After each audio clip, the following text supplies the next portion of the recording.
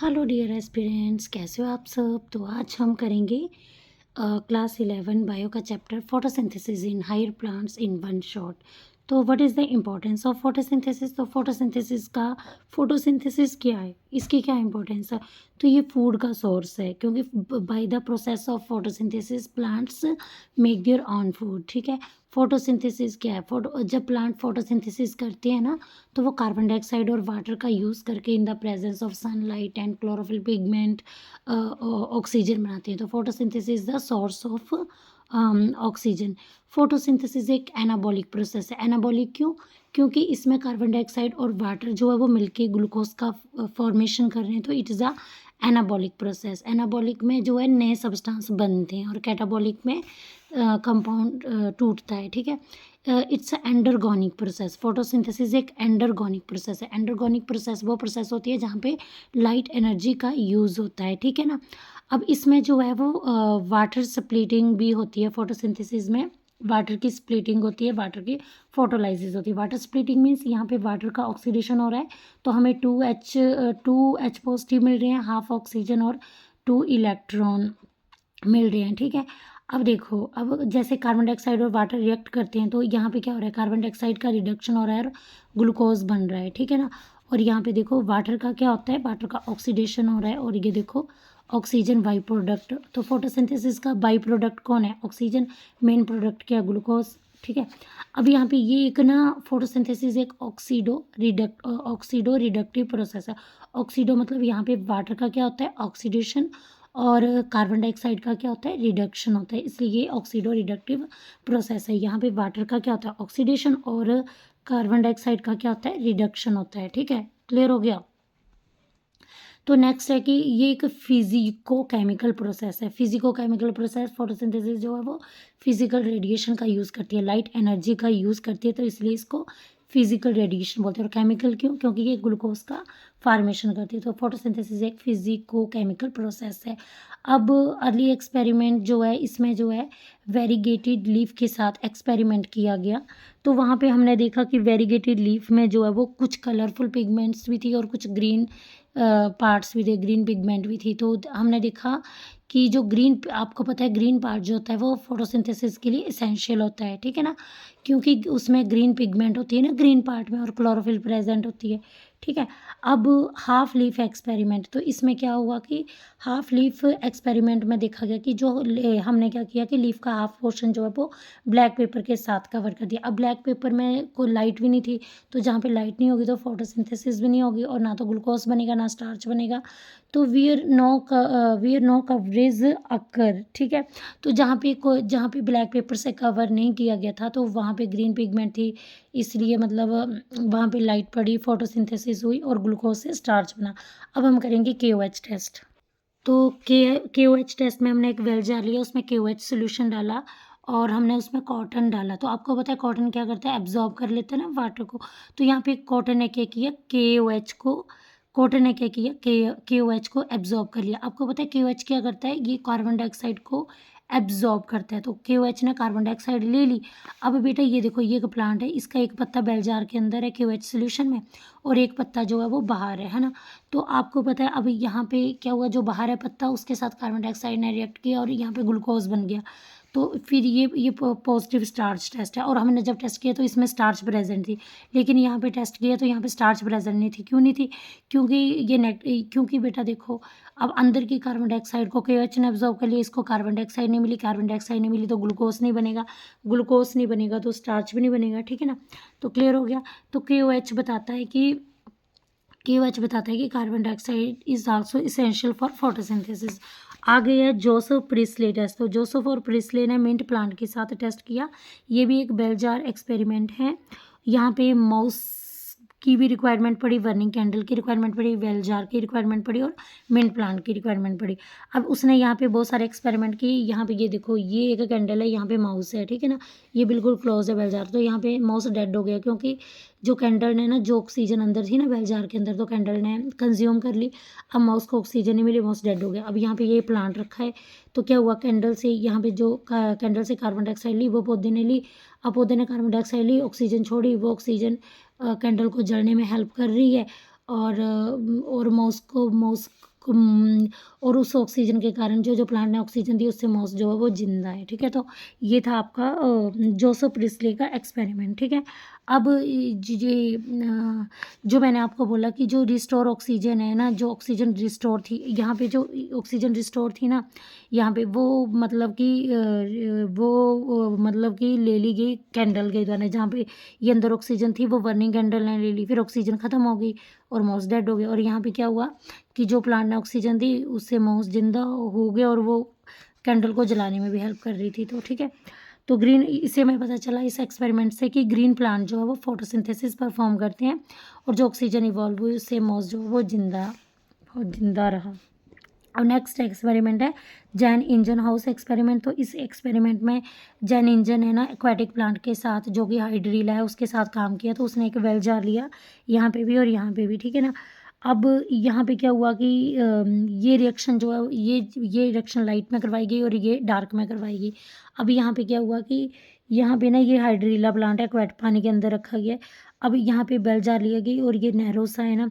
अब देखो जब लाइट में करवाई गई तो हमने देखा कि आपको पता है ना कि जब इस प्लांट ने ना लाइट में फोटोसिंथेसिस किया तो ऑक्सीजन रिलीज हुई और ऑक्सीजन के बबल्स यहाँ पे निकले, है ना। तो डार्क में क्या हुआ कि ये फनल इन्वर्टेड फनल है, यहाँ पे किसी भी तरह के बबल नहीं बने। तो मतलब कि जी क्योंकि ये डार्क में करवाई गई इसलिए हमें पता चला इसके एक्सपेरिमेंट से कि लाइट बहुत ज़रूरी है बबल की फॉर्मेशन के लिए, यानी कि लाइट जो है वो इसेंशियल है ऑक्सीजन को इवॉल्व करने के लिए, ठीक है ना। तो यहाँ पे क्योंकि अब ऑक्सीजन इवॉल्व नहीं हुई, यहाँ पे ना फोटोसिंथेसिस हुई क्योंकि यहाँ पे लाइट ही नहीं थी। तो हमें पता चला कि light is essential for evolving the oxygen. अब बेटा नेक्स्ट साइंटिस्ट हैं जूलियस वेंसेक्स। तो जूलियस वेंसेक्स जो थे इन्होंने बताया कि जो ग्लूकोज जो है वो एक सिंपल शुगर है। तो फोटोसिंथेसिस के दौरान ये सिंपल शुगर बनती है। स्टार्च क्या है, स्टार्च जो है वो स्टोरेज फॉर्म है ग्लूकोज का। तो ग्लूकोज बनता है पर प्लांट में स्टोर क्या होता है, स्टार्च होता है। और सुक्रोज जो है वो प्लांट में ट्रांसपोर्टेशन का काम करता है। और ये जो आपकी पिगमेंट है, पिगमेंट जो है वो क्लोरोप्लास्ट में प्रेजेंट होती है। अब बेटा यहाँ पे क्या होगा, यहाँ पे ना ग्लूकोज कंज्यूम होता रहेगा और एज इट इज़ जो है वो प्लांट में स्टोर करेंगे, ठीक है। तो बेटा अगर आप ना ग्लूकोज को यहाँ पे ग्लूकोज क्यों नहीं स्टोर होता है, क्योंकि अगर ग्लूकोज को स्टोर करेंगे तो ये ना एज इट इज़ प्लांट में जो है वो कंज्यूम होता रहेगा, ठीक है ना। अब अगला एक्सपेरिमेंट है TW एंजलमैन का। तो एंजलमैन ने किस प्लांट पे एक्सपेरिमेंट किया, तो एंजलमैन ने क्लेडोफोरा पे एक्सपेरिमेंट किया। क्लेडोफोरा एक ग्रीन एल्गा है और यहाँ इसके लिए उसको एक क्लेडोफोरा प्लांट की, एंजलमैन को क्लेडोफोरा प्लांट की ज़रूरत पड़ी, प्रिज्म की ज़रूरत पड़ी और एक एरोबिक बैक्टीरिया की। ये देखो ये सेटअप है, यहाँ पे ये प्रिज्म है, यहाँ प्रिज्म से वाइट लाइट पास की जा रही है और ये यहाँ पे वाइट लाइट जो है वो विबग्योर में मतलब ब्रेकअप हुई, है ना। और ये लाइट की जो वेवलेंथ है आपकी, ये लाइट की विबग्योर यहाँ पे बना, ये लाइट की वेवलेंथ है 400 से लेके 700 नैनोमीटर तक। अब यहाँ पे देखो, यहाँ पे ये 3 पार्टीशंस है, यहाँ पे जो है वो एरोबिक बैक्टीरिया है, ठीक है, यहाँ पे एरोबिक बैक्टीरिया है। अब बेटा यहाँ पे देखो क्या हुआ कि अब आपको पता है ये क्लेडोफोरा है, ये ग्रीन एल्गी है, ठीक है ना। अब आप देखोगे कि जब ना ये लाइट पास करवाएगी ना तो आप देखोगे कि पहले तो एरोबिक बैक्टीरिया सारे मतलब यहाँ पे स्प्रेड थे, लेकिन ना जब इस एक्सपेरिमेंट को करवाया गया तो 400 और तो हमने देखा कि 400 नैनोमीटर और 700 नैनोमीटर की लाइट में ना ये सारे बैक्टीरिया, यहाँ पे एरोबिक बैक्टीरिया जो है वो ज़्यादा हो गए, ठीक है ना। और यहाँ पे ऑक्सीजन भी ज़्यादा बनी। तो इसका मतलब है कि यहाँ पे जो है ब्लू और रेड लाइट में फोटोसिंथेसिस का रेट ज़्यादा होता है, ठीक है ना। तो ये जो आपकी विजिबल रेंज वाली लाइट है जिसको विबग्योर जो है इसकी विजिबल रेंज क्या है, ये जो है 400 नैनोमीटर से 700 नैनोमीटर वेवलेंथ की लाइट जो है इसको PAR फोटोसिंथेटिक एक्टिव रेडिएशन बोलते हैं। एरोबिक बैक्टीरिया, अब देखा हमने यहाँ पे देखा कि एरोबिक बैक्टीरिया कहाँ पे जमा हो गए, तो ब्लू और रेड रीजन की लाइट में एरोबिक बैक्टीरिया जमा हो गए और यहाँ पे जो है ज़्यादा से ज़्यादा ऑक्सीजन रिलीज हुई और यहाँ पे रेट ऑफ फोटोसिंथेसिस भी ज़्यादा है, ठीक है ना। अब बेटा ऐसी पिगमेंट जो कि पिगमेंट जो है, अब देखो बेटा pigment absorb which light for photosynthesis. तो पिगमेंट जो है कौन सी लाइट को एब्जॉर्ब करती है फोटोसिंथेसिस के लिए, तो उसको बोलते हैं एब्जॉर्प्शन स्पेक्ट्रा। तो यहाँ पे देखो ये chlorophyll A, chlorophyll B pigment, ये जो है ज़्यादा करके जो है वो ब्लू और रेड लाइट को एब्जॉर्ब कर रही है फोटोसिंथेसिस के लिए, इसलिए इसको एब्जॉर्प्शन स्पेक्ट्रा बोलते हैं। ठीक है, ये ग्राफ के द्वारा भी मैंने आपको बता दिया। अब मैक्सिमम फोटोसिंथेसिस जहाँ पे यहाँ पे आपको देखो ब्लू और रेड रीजन में देखने को मिल रही है। तो ऐसा ग्राफ जहाँ पे rate of photosynthesis through which rate of photosynthesis experience, तो इस ग्राफ में रेट ऑफ फोटोसिंथेसिस एक्सपीरियंस किया जा रहा है कि ब्लू में रेट ऑफ ब्लू और रेड रीजन में फोटोसिंथेसिस मतलब ज़्यादा है, तो इसको एक्शन स्पेक्ट्रा बोलते हैं। तो ये एब्जॉर्प्शन स्पेक्ट्रा का ग्राफ है, ये एक्शन स्पेक्ट्रा का ग्राफ है। अब यहाँ पे देखो ये 400 500 नैनोमीटर, 600 नैनोमीटर और 700 नैनोमीटर। आप देखो 400 नैनोमीटर और 700 नैनोमीटर की जो वेवलेंथ की लाइट कहाँ पे है, तो ये ब्लू और रेड रीजन में है। तो यहाँ पे जो है ये पिगमेंट जो है ज़्यादा करके 400 नैनोमीटर की लाइट को और 700 नैनोमीटर की लाइट को एब्जॉर्ब कर रही हैं फोटोसिंथेसिस के लिए, तो इसलिए इसको एब्जॉर्प्शन स्पेक्ट्रा बोलते हैं। और एक्शन स्पेक्ट्रा जहाँ पे जो है वो रेट ऑफ फोटोसिंथेसिस ब्लू और रेड रीजन में ज़्यादा होती है, तो इसको एक्शन स्पेक्ट्रा बोलते हैं। तो बेटा यहाँ पे देखोगे जो एक्शन स्पेक्ट्रा है आपका, ये क्लोजली रिजेंबल करता है absorption spectra of chlorophyll A and B. तो जो आपका एक्शन स्पेक्ट्रा है वो आप देखना कि इसका ग्राफ जो है रिजेंबल करता है, अगर आप इसकी मिरर इमेज देखोगे तो इसका ग्राफ रिजेंबल करता है absorption spectra of chlorophyll A and B. अब यहाँ पे कौन सा एक्सपेरिमेंट है, नील का एक्सपेरिमेंट है। नील ने जो है फोटोसिंथेसिस के रिस्पेक्ट में बहुत ज़्यादा कंट्रीब्यूशन दिया है। तो नील एक जो आपके कॉर्नेलियस वॉन नील थे, ये एक माइक्रोबायोलॉजिस्ट हैं। इन्होंने पर्पल और ग्रीन सल्फर बैक्टीरिया के साथ काम किया है। तो जैसे आपको पता है कि कार्बन डाइऑक्साइड वाटर जो है ये रिएक्ट करते हैं इन the presence of light and chlorophyll, तो ग्लूकोज और ऑक्सीजन बनता है, बाई प्रोडक्ट ऑक्सीजन बनता है। यहाँ पे वाटर का यूज़ डोनर के रूप में किया जाता है। ये एक ऑक्सीजनिक फोटोसिंथेसिस है क्योंकि यहाँ पे ऑक्सीजन जो है वो बाई प्रोडक्ट के रूप में बनता है। तो जो ये बैक्टीरिया है ना, बैक्टीरिया कभी भी वाटर का यूज़ नहीं करता है एज अ डोनर। बैक्टीरिया जो है वो इनऑर्गेनिक बैक्टीरिया जो है वाटर का यूज़ नहीं करता है एज अ डोनर। बैक्टीरिया जो है H2S का यूज़ करता है एज अ डोनर, जो कि इनऑर्गेनिक सोर्स है। ठीक है, अब यहाँ पे देखो न्यूट्रिशन जो है ऑटोट्रॉफिक न्यूट्रिशन। ऑटोट्रॉफिक जो है वो 2 टाइप की होती है, फोटो ऑटोट्रॉफिक और कीमो ऑटोट्रॉफिक। फोटो ऑटोट्रॉफिक का मतलब होता है फोटो ऑटोट्रॉफिक, ये जो है ना ये इसमें जो है पर्पल और ग्रीन सल्फर बैक्टीरिया का यूज़ किया जाता है in the presence of light. और यहाँ और जब पर्पल और ग्रीन सल्फर बैक्टीरिया के यूज़ किया जाता है in the presence of light, तो बैक्टीरियल फोटोसिंथेसिस होती है।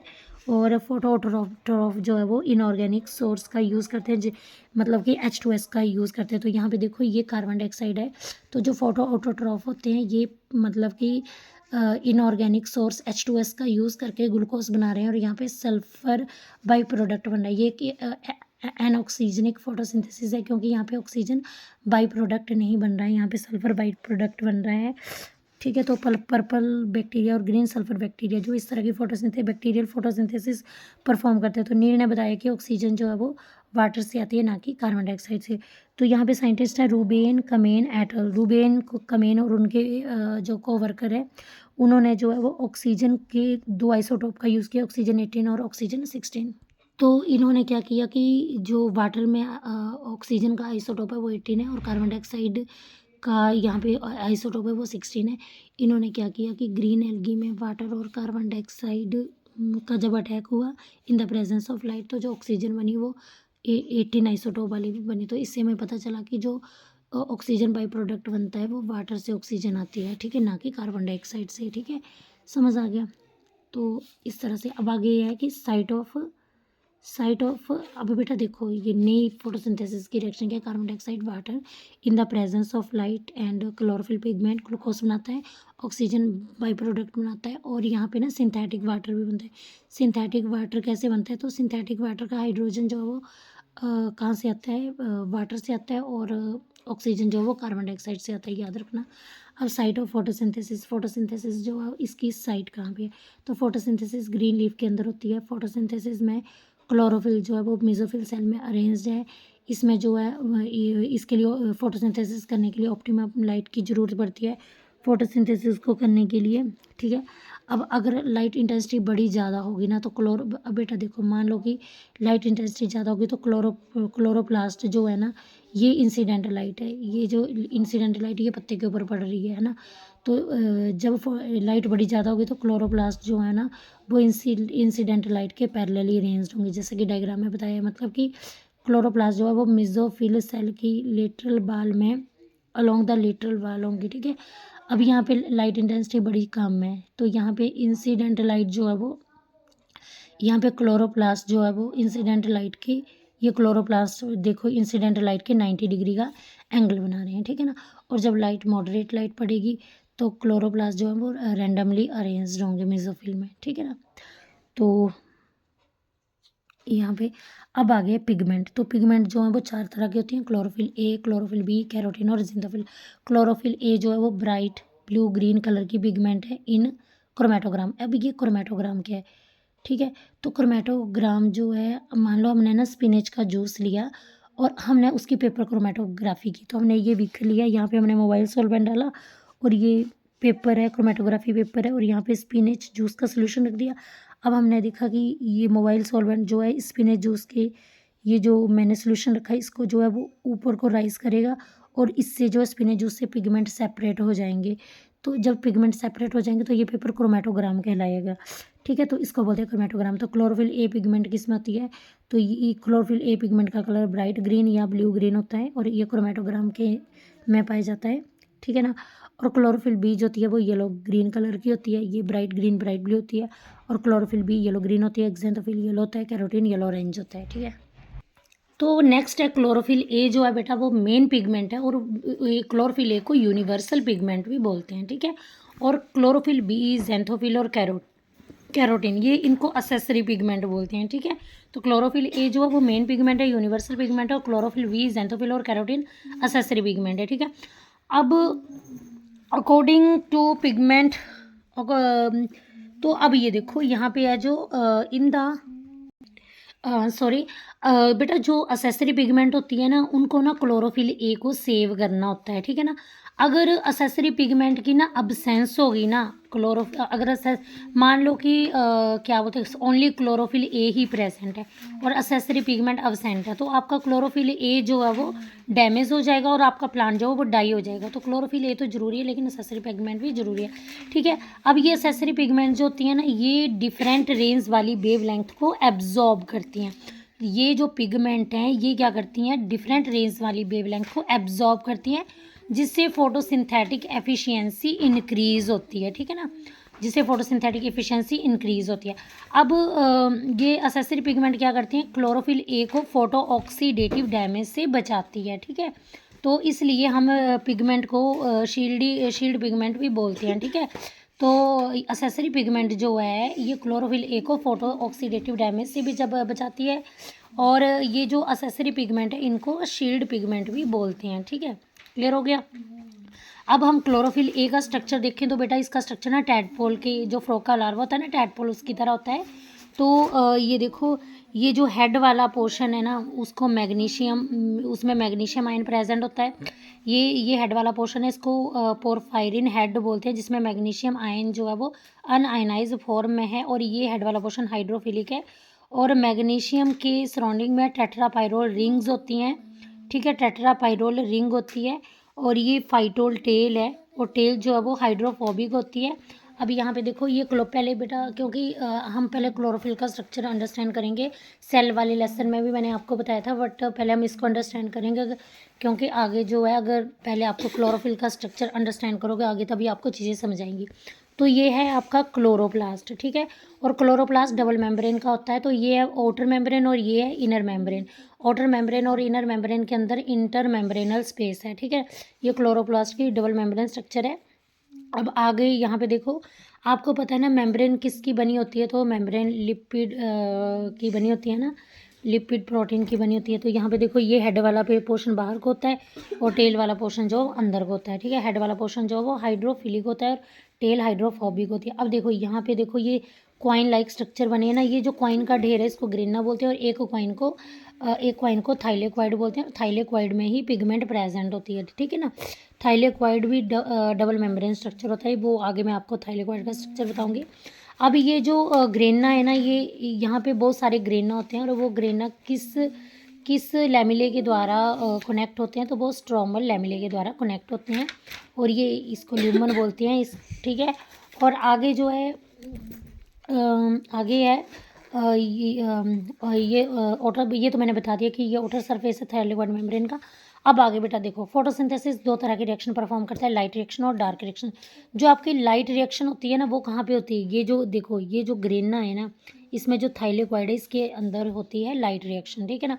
और लाइट रिएक्शन के दौरान यहाँ पे क्या बनता है, ATP और NADH2 बनता है, ठीक है ना। क्या क्या बनता है, ATP और NADH2 बनता है। और डार्क रिएक्शन जो है वो स्ट्रोमा के अंदर होती है। अब ये देखो, ये स्ट्रोमा, ये बाकी स्ट्रक्चर। डार्क रिएक्शन कहाँ पे होती है, स्ट्रोमा के दौरान, स्ट्रोमा में। और डार्क रिएक्शन में क्या बनता है, फूड बनता है इन द फॉर्म ऑफ। अब जैसे कि मैंने आपको बताया कि लाइट रिएक्शन में जो है वो कहाँ पे होती है, लाइट रिएक्शन जो है वो थाइलेक्वाइड के अंदर होती है, और डार्क रिएक्शन स्ट्रोमा में होती है। और लाइट रिएक्शन में ATP और NADH2 बनता है, और डार्क रिएक्शन में क्या बनता है, डार्क रिएक्शन में फूड बनता है in the form of sugar and carbohydrates, ठीक है। अब नेक्स्ट है लाइट रिएक्शन। बेटा लाइट रिएक्शन में क्या होता है, ये एक फोटोकेमिकल फेस है, ठीक है ना। तो ये एक फोटोकेमिकल फेस है लाइट रिएक्शन में। मैंने बताया कि ये फोटोकेमिकल फेस, इसमें क्या होता है कि लाइट को एब्जॉर्ब करके ना केमिकल की सिंथेसिस होती है, ठीक है ना। तो लाइट रिएक्शन में लाइट एब्जॉर्ब होती है और केमिकल की सिंथेसिस होती है, ATP और NADH। और लाइट रिएक्शन को फोटोकेमिकल फेस भी बोलते हैं, क्योंकि फोटोकेमिकल देखो, लाइट को एब्जॉर्ब करके, इस रिएक्शन में लाइट का एब्जॉर्प्शन होता है और ATP और NADPH नाम का केमिकल बनता है, ठीक है। लाइट रिएक्शन में क्या होता है, लाइट की एब्जॉर्प्शन होती है, वाटर की स्प्लिटिंग होती है, और ऑक्सीजन रिलीज होता है, और ATP और NADPH बनता है, ठीक है ना। और ATP और NADPH बनता है, इसको असिमिलेटरी पावर बोलते हैं। और ये नाम असिमिलेटरी पावर जो है, ये नाम किसने दिया था, एर्नन ने दिया था, ठीक है। अब लाइट रिएक्शन जो है ना, लाइट रिएक्शन जो है इसमें जो है फोटो सिस्टम का भी यूज़ होता है। तो इस फोटो सिस्टम का भी यूज़ होता है। तो लाइट रिएक्शन में दो तरह के फोटो सिस्टम होते हैं, photo system 1 and photo system 2। तो बेटा इनको ना क्लासीफाई किया गया है on the basis of discovery, क्योंकि फोटो सिस्टम 1 पहले आया था, फोटो सिस्टम 2 बाद में आया था, ठीक है ना। तो जो फोटो सिस्टम होता है उसमें ना एक रिएक्शन सेंटर होता है और एक लाइट हार्वेस्टिंग कम्प्लेक्स होता है, ठीक है। तो यहाँ पे देख सकते हो, ये रिएक्शन सेंटर है और ये लाइट हार्वेस्टिंग कम्प्लेक्स है। ये फोटो सिस्टम 1 है। तो फोटो सिस्टम 1 में फोटो सिस्टम 1 में 700 की लाइट एब्जॉर्ब, फोटो सिस्टम 1 में जो मैक्सिमम एब्जॉर्प्शन पीक होती है ना, maximum absorption peak 700 nanometre wavelength पर शो करता है, ठीक है ना। तो अब बेटा देखो, ये है आपका रिएक्शन सेंटर। तो ये क्लोरोफिल A जो है ना, ये मैक्सिमम एब्जॉर्प्शन पीक जो है वो 700 नैनोमीटर वेवलेंथ पर शो करता है, ठीक है ना। और यहाँ पे जो फोटो सिस्टम 2 है, इसमें क्लोरोफिल A जो है, ये मैक्सिमम एब्जॉर्प्शन पीक जो है वो 680 नैनोमीटर वेवलेंथ पर शो करता है। इसको रिएक्शन सेंटर बोलते हैं। इसमें क्लोरोफिल A होती है, और यहाँ पे लाइट हार्वेस्टिंग कम्प्लेक्स जो है, ये इनको एंटीना बोलते हैं, ठीक है। लाइट हार्वेस्टिंग कम्प्लेक्स में बेटा बहुत सारी 100 ऑफ पिगमेंट होती है, जो कि सराउंडेड बाई प्रोटीन, ठीक है। अब ये रिएक्शन सेंटर है, इसमें ना ये जो रिएक्शन सेंटर है ना, इसमें मैंने आपको बताया कि क्लोरोफिल मॉलिक्यूल क्लोरोफिल A होता है, और जो ये लाइट हार्वेस्टिंग कम्प्लेक्स है, इसमें बहुत सारी पिगमेंट्स होती हैं जो प्रोटीन से बॉन्डेड होती हैं, ठीक है ना। अब ये लाइट हार्वेस्टिंग, ये जो बहुत सारी पिगमेंट जो हैं, ये लाइट को एब्जॉर्ब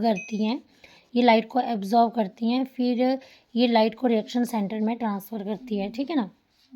तो अब देखते हैं कैसे। तो यहाँ पे आप देख सकते हो, ये देखो पिगमेंट। अब बहुत सारी पिगमेंट कौन कौन सी होती है, क्लोरोफिल B होती है, ज़ैंथोफिल होती है, केराटिन होती है, ठीक है ना। तो यहाँ पे देखो, अब यहाँ पे क्या हुआ, ये देखो, ये आपका है, ये रिएक्शन सेंटर है। यहाँ पे ये लाइट हार्वेस्टिंग कम्प्लेक्स है, जहाँ पे बहुत सारी पिगमेंट है बॉन्डेड बाई प्रोटीन। अब बेटा देखो, यहाँ पे पैकेट ऑफ लाइट यानी कि फोटोन लाइट आई, और लाइट जो है ये जो पिगमेंट है, लाइट जो है इस पे गिरी, इस पिगमेंट को लाइट एनर्जी मिली। अब जैसे इस पिगमेंट को लाइट एनर्जी मिली, इस पिगमेंट मॉलिक्यूल को लाइट एनर्जी मिली ना, तो यहाँ से एक इलेक्ट्रॉन एक्साइट होगा, ठीक है। अब जो इलेक्ट्रॉन एक्साइट होके ना हायर एनर्जी लेवल में जाएगा, वहाँ पे वो कुछ टाइम ही रहेगा, मतलब वो वहाँ पे अनस्टेबल रहेगा, फिर वो वापस फिर अपनी ग्राउंड स्टेट में आएगा। तो वो एनर्जी रिलीज़ जब वो वापस अपने ग्राउंड स्टेट में आएगा तो जो एनर्जी रिलीज़ करेगा वो दूसरे मॉलिक्यूल को मिलेगी, ठीक है ना। अब जैसे ही दूसरे मॉलिक्यूल को एनर्जी मिलेगी ना, तो उसका इलेक्ट्रॉन भी एक्साइट होगा और उसका इलेक्ट्रॉन भी हाई एनर्जी लेवल से जब वो वापस ग्राउंड स्टेट में आएगा तो वो एनर्जी रिलीज़ करेगा वो, और एनर्जी तीसरे पिगमेंट मॉलिक्यूल पे गिरेगी। तो इस तरह से तो बेटा जैसे कि हाँ मैंने आपको बताया कि अब देखो ना कि ये जो लाइट है ये यहाँ पे जब लाइट गिरी तो मैंने बताया कि कैसे जो है एक क्लोरोफिल मॉलिक्यूल से इलेक्ट्रॉन इजेक्ट हुआ, फिर वो अपने ग्राउंड स्टेट में आया, एनर्जी रिलीज़ हुई, फिर उस एनर्जी ने इस इलेक्ट्रॉन को एक्साइट हुआ, फिर यहाँ से एनर्जी रिलीज़ हुई। तो इस तरह से होता है क्या। तो जो आपका रिएक्शन सेंटर है मैंने आपको बताया उसमें सिंगल क्लोरोफिल मॉलिक्यूल होता है और इसके चारों ओर बहुत सारे रिएक्शन सेंटर के ना चारों ओर बहुत सारे पिगमेंट मॉलिक्यूल होते हैं और वो पिगमेंट मॉलिक्यूल प्रोटीन से एसोसिएट होते हैं। और जब पिगमेंट मॉलिक्यूल प्रोटीन से एसोसिएट होते हैं उसको लाइट हार्वेस्टिंग कम्प्लेक्स बोलते हैं। अब देखो, अब बेटा यहाँ से इलेक्ट्रॉन इजेक्ट हुआ ना, तो प्राइमरी एक्सेप्टर ने इलेक्ट्रॉन को एक्सेप्ट किया, ठीक है ना। तो प्राइमरी एक्सेप्टर ने इलेक्ट्रॉन को एक्सेप्ट किया और जब यही इलेक्ट्रॉन ये ना फिर ये इलेक्ट्रॉन फ्लो करेगा थ्रू डिफरेंट इलेक्ट्रॉन एक्सेप्टर, जिससे कि एटीपी और एनएडीएच का फॉर्मेशन होगा इसमें। लाइट, अब यहाँ पे देखो लाइट रिएक्शन में क्या होता है कि एटीपी का फॉर्मेशन होता है in the presence of light. तो लाइट रिएक्शन में एटीपी का फॉर्मेशन होता है in the presence of light, को उसको बोलते हैं फोटोफास्फोरिलेशन, ठीक है। लाइट रिएक्शन में एटीपी बनती है in the presence of light, उसको बोलते हैं एटीपी का फॉर्मेशन होता है फास्फोरिलेशन, और इन द प्रेजेंस ऑफ लाइट तो फोटोफास्फोरिलेशन, ठीक है। फोटोफास्फोरिलेशन जो है वो कहाँ पे होती है, वो क्लोरोप्लास्ट के अंदर होती है, ठीक है। तो याद रखना बेटा, हमें पता है कि हमने वैसे पढ़ा है कि एटीपी का फॉर्मेशन माइटोकॉन्ड्रिया के अंदर होता है, लेकिन एटीपी का formation in the presence of light chlorophyll के अंदर भी होता है और इसको फोटोफास्फोरिलेशन बोलते हैं। 2 टाइप की फोटोफास्फोरिलेशन होती है, साइक्लिक फोटोफास्फोरिलेशन और non cyclic photophosphorylation. Non cyclic photophosphorylation जो है उसमें क्या होता है कि नॉन साइक्लिक फोटोफास्फोरिलेशन में याद रखना कि जो इलेक्ट्रॉन निकलता है ना इजेक्ट होके, वो कभी अपने घर नहीं पहुंचेगा, ठीक है ना। अब बेटा नॉन साइक्लिक फोटोफास्फोरिलेशन में क्या होता है, इसमें हमें किस किस चीज़ की रिक्वायरमेंट पड़ेगी, हमें ग्रेनल थायरोइड की रिक्वायरमेंट पड़ेगी, या हमें जो है एटीपी सिंथेटेज एंजाइम की रिक्वायरमेंट पड़ेगी, यहाँ पे एनएडीपी रिडक्टेज एंजाइम की रिक्वायरमेंट पड़ेगी, ठीक है ना।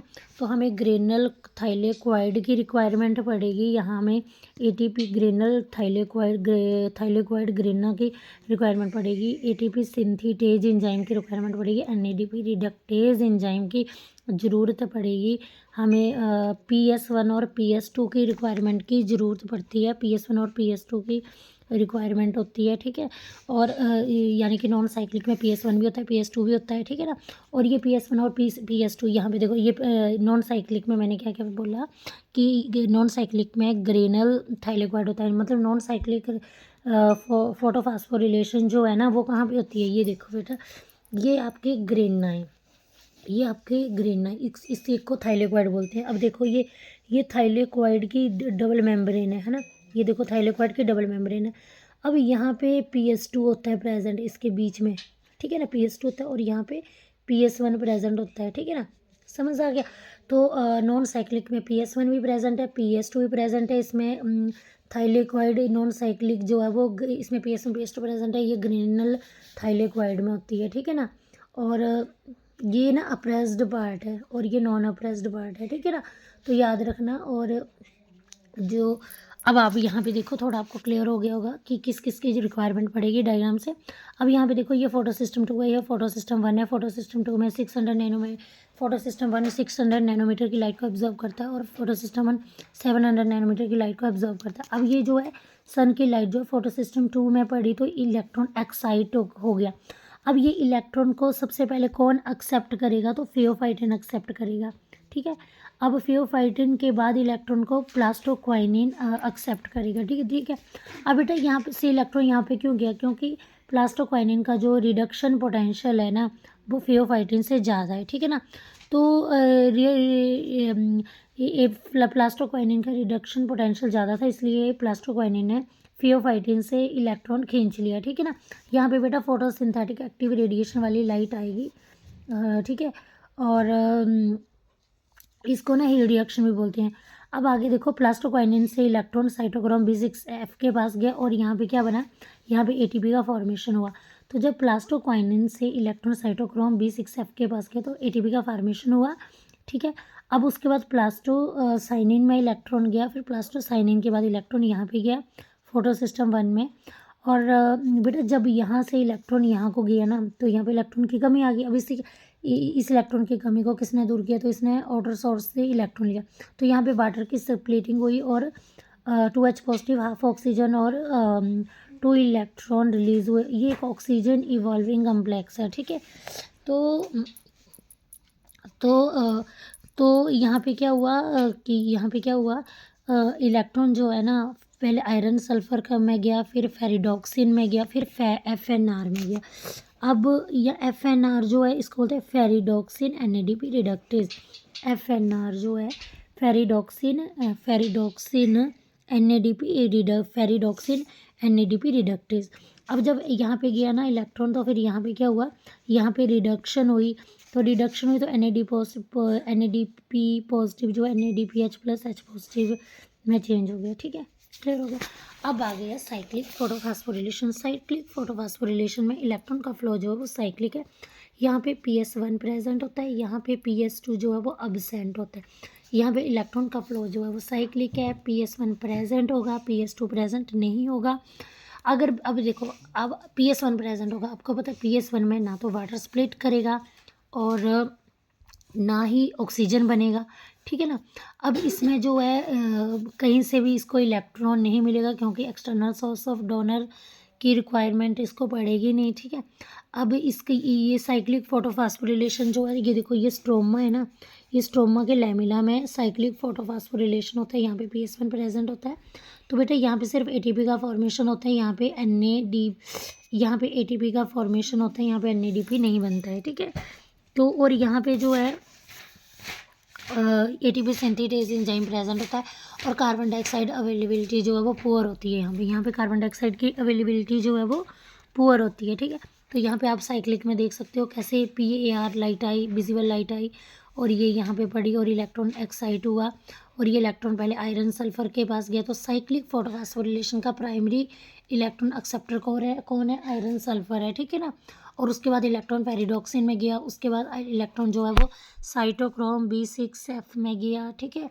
और उसके बाद प्लास्टोसाइनिन में गया। तो पहले कहाँ पे गया इलेक्ट्रॉन, आयरन सल्फर में गया, फिर फेरिडॉक्सिन में गया, फेरिडॉक्सिन के बाद साइटोक्रोम B6F में गया, फिर प्लास्टोसाइनिन में गया और दोबारा फिर जो है मतलब इलेक्ट्रॉन जहाँ से निकला था वहीं पर पहुँच गया। तो ये साइक्लिक फोटोफॉस्फोरिलेशन, जब इलेक्ट्रॉन जो है वो फेरिडॉक्सिन से साइटोक्रोम B6F के पास गया तो यहाँ पे जो है वो ATP का फॉर्मेशन हुआ, ठीक है ना। तो हमने वह नॉन साइक्लिक में देखा था कि यहाँ पे देखो, नॉन साइक्लिक में हमने क्या देखा था कि ATP और NADP का फॉर्मेशन होता है। नॉन साइक्लिक में हमने देखा था, ये देखो NADPH का फॉर्मेशन होता है और ATP का फॉर्मेशन होता है, लेकिन साइक्लिक में जो है वो ओनली ATP का फॉर्मेशन होता है, ओके। अब हम इसका डिफरेंस करेंगे कि PS1 और PS2 में क्या डिफरेंस है। तो PS1 जो पहले डिस्कवर हो, तो आपको पता है ना जो पहले डिस्कवर हुआ उसकी वैल्यू ज़्यादा होगी, इस तरह से भी आप याद कर सकते हो। तो PS1 का रिएक्शन सेंटर जो है वो P700 है और PS2 का रिएक्शन सेंटर P60 है, ठीक है। और PS1 जो है ये कहाँ पे होता है, मैंने आपको बताया था, ये PS1 जो है वो थाइलेक्वाइड के आउटर सरफेस में होता है। यहाँ पे देख सकते हो थाइलेक्वाइड के, ये थाइलेक्वाइड के आउटर सरफेस में। और PS2 जो है वो थाइलेक्वाइड के इनर, देखो PS2 जो है थाइलेक्वाइड के इनर सरफेस में। PS1 में जो है ना, PS1 कहाँ पे होता है, ग्रेना में भी होता है, स्ट्रोमल लैमेला में होता है। PS1 कहाँ पे, ग्रेना में भी है और स्ट्रोमल लैमेला में भी प्रेजेंट है, ठीक है। और PS2 जो है वो कहाँ पे प्रेजेंट है, PS1 ग्रेमा और स्ट्रोमा लैमेला में प्रेजेंट है और PS2 जो है वो ग्रेना के लैमेला में प्रेजेंट है। PS2 ये देखो, ये PS2 जो है वो ग्रेना के, PS1 जो है मैंने आपको बताया स्ट्रोमल लैमेला में प्रेजेंट होता है और ग्रेना, देखो ये ग्रेना में भी प्रेजेंट होता है, स्ट्रोमल लैमेले में भी प्रेजेंट होता है। PS1 ग्रेना में भी प्रेजेंट होता है ना और स्ट्रोमल लैमेले में प्रेजेंट होता है, ठीक है ना। PS1 साइक्लिक में भी पार्टिसिपेट कर रहा है और नॉन साइक्लिक में भी पार्टिसिपेट कर रहा है, ठीक है। लेकिन PS2 जो है वो ओनली नॉन साइक्लिक में भी पार्टिसिपेट करता है, और ये जो कहाँ पे प्रेजेंट होता है PS2, सॉरी। अब बेटा मैंने आपको बताया कि ये पार्टिसिपेट करता है, PS1 पार्टिसिपेट साइक्लिक और नॉन साइक्लिक दोनों में पार्टिसिपेट करता है। और ये जो है PS2 जो है ये बेटा ये ग्रीना के, ये देखो ये ग्रीना में प्रेजेंट है, ग्रीना के अंदर जो, ठीक है, ग्रीनल लैमेले में प्रेजेंट है। और ये non cyclic flow of electrons में पार्टिसिपेट करता है। अब PS1 जो है इसमें वाटर की हमने देखा, PS1 जो PS1 साइक्लिक में पार्टिसिपेट करता है, तो हमने देखा कि साइक्लिक में देखो किसी भी तरह की वाटर की स्प्लिटिंग नहीं हो रही है। लेकिन PS1 में जो देखो नॉन साइक्लिक में वाटर स्प्लिटिंग होती है, ठीक है। और इस दौरान जो है वाटर स्प्लिटिंग के दौरान जो है वो हमें ऑक्सीजन मिलता है। यहाँ पे किसी भी तरह का PS1 में जो है साइक्लिक में जो है PS1 में हमने देखा कि यहाँ पे कोई भी वाटर स्प्लिटिंग नहीं होती है और ना ही हमें ऑक्सीजन मिलता है। यहाँ पे वाटर स्प्लिटिंग होती है और ऑक्सीजन रिलीज होता है। नॉन साइक्लिक में मैंने बताया कि PS1 PS2 दोनों प्रेजेंट होते हैं, साइक्लिक में PS1 ही प्रेजेंट होता है। नॉन साइक्लिक में इलेक्ट्रॉन जो है वो रिसाइकिल नहीं होता है, ठीक है। नॉन साइक्लिक में इलेक्ट्रॉन की रिसाइकलिंग नहीं होती है। यहाँ पे इलेक्ट्रॉन जो है PS1 द्वारा रिलीज हुआ और रिसाइकिल भी PS1 द्वारा ही हुआ। यहाँ पे नॉन साइक्लिक में ATP और NADPH बनता है, यहाँ पे ATP बनता है। नॉन साइक्लिक में वाटर की फोटोलाइसिस होती है, यहाँ पे वाटर की फोटोलाइसिस नहीं होती है। और नॉन साइक्लिक में ऑक्सीजन रिलीज होता है due to photolysis of water, यहाँ पे ऑक्सीजन रिलीज नहीं होता है। अब क्वांटम रिक्वायरमेंट क्या होता है, तो क्वांटम रिक्वायरमेंट क्या होता है, तो यहाँ पे पैकेट ऑफ लाइट है, जैसे मान लो फोटोन है, ठीक है ना। तो फोटोन की रिक्वायरमेंट होती है to form 1 molecule of oxygen, ठीक है ना। तो यहाँ पे जो है फोटोन क्या करता है कि फोटोन जो है इसकी पैकेट ऑफ लाइट की रिक्वायरमेंट क्यों होती है, एक मॉलिक्यूल ऑक्सीजन को बनाने में। तो बेटा हमने पढ़ा था कि जब वाटर का हमने स्प्लिटिंग पढ़ी थी तो हमने पढ़ा था कि हाफ ऑक्सीजन मिलता है। तो इसका मीन्स कि जब हम दो वाटर की दो वाटर को तोड़ेंगे, दो वाटर की फोटोलाइसिस करेंगे, तब हमें एक मॉलिक्यूल ऑक्सीजन मिलेगा। तो दो वाटर को हम तोड़ेंगे तो हमें दो वाटर को तोड़ेंगे ना तो हमें 4 प्रोटॉन और 1 ऑक्सीजन मिलेगा, ठीक है ना।